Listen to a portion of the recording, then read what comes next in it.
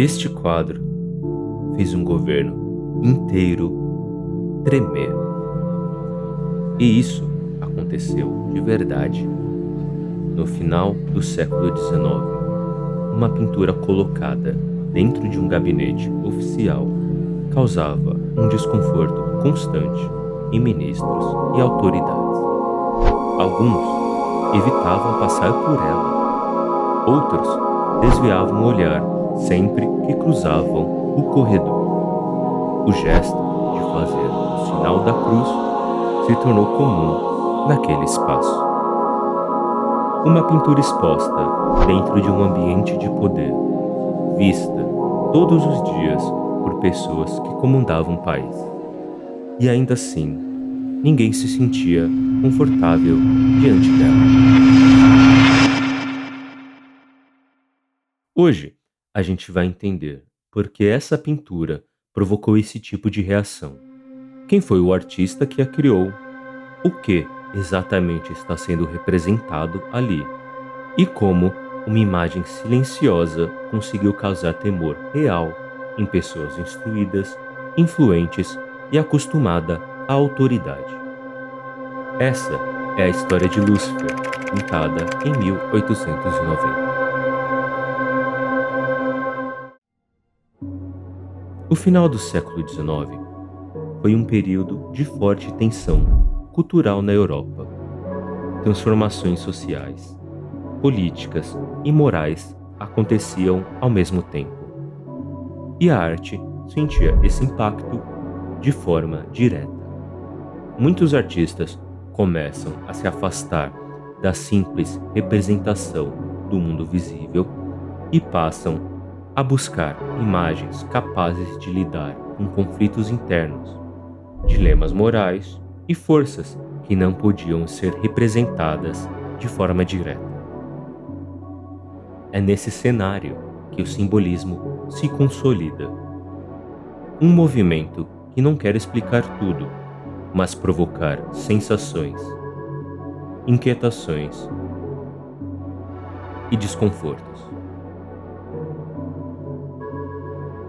Lúcifer surge exatamente desse ambiente. O autor da obra é Franz von Stuck, um dos nomes centrais do simbolismo alemão.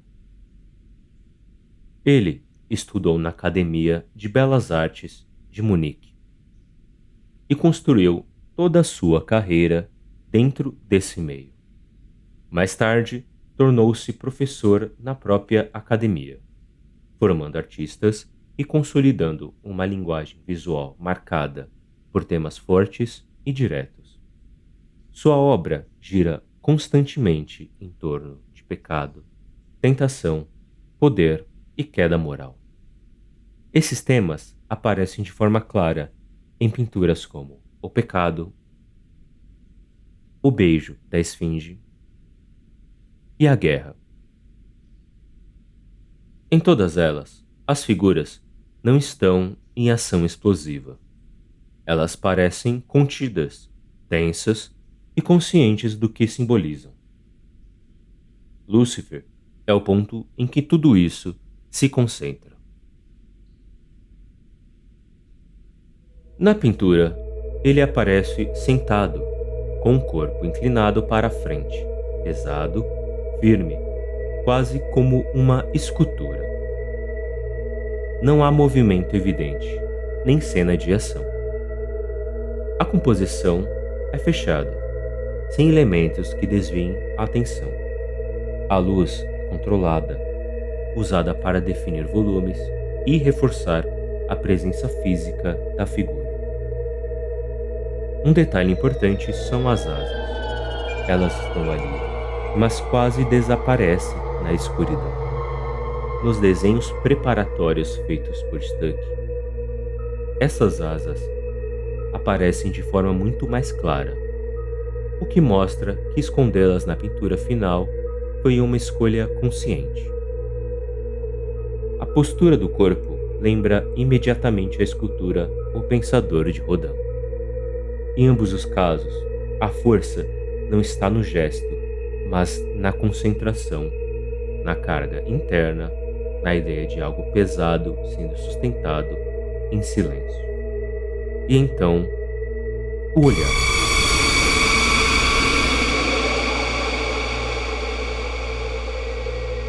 Um olhar fixo, direto, atento. Ele não ameaça, não implora, não reage. Ele simplesmente está ali. Isso cria um desconforto difícil de explicar, porque a figura não oferece alívio algum. Não há ação, não há resolução, não há fuga possível. Quando Lúcifer passa a integrar a coleção de Fernando I da Bulgária, a pintura é colocada em um espaço de circulação diária do governo. Os ministros convivem com aquela imagem todos os dias. Alguns evitam o corredor, outros passam rápido demais. O sinal da cruz se repete quase como reflexo. A pintura provoca reações físicas. Pessoas passam mal ao vê-la de perto. Há desmaios, mal-estar, recuos imediatos. A presença daquele olhar pesa no ambiente.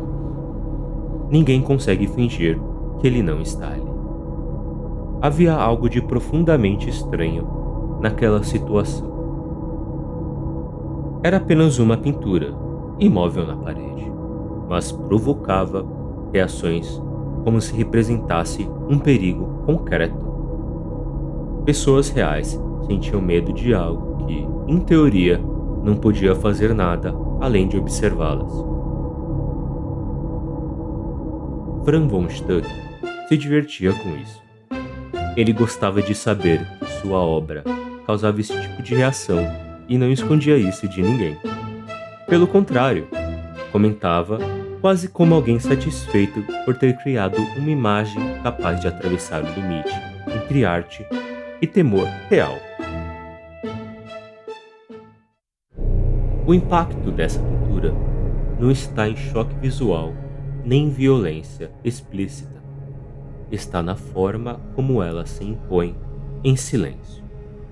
Esse Lúcifer não aparece como uma criatura fora de controle ou em sofrimento. Ele está ali, parado, consciente, olhando de volta. Isso torna olhar para a imagem difícil de sustentar, porque não há explosão, não há alívio, não há narrativa que se resolva. A figura simplesmente permanece. Para pessoas em posições de poder, isso se transforma em um desconforto constante. Não porque a pintura acusasse alguém diretamente, mas porque ela impunha uma presença impossível de ignorar. E para muitos, isso já era o suficiente. O que você sente olhando essa pintura?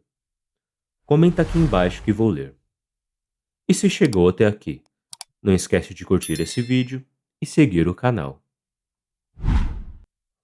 O governo passou, o gabinete mudou, mas a pintura continua ali.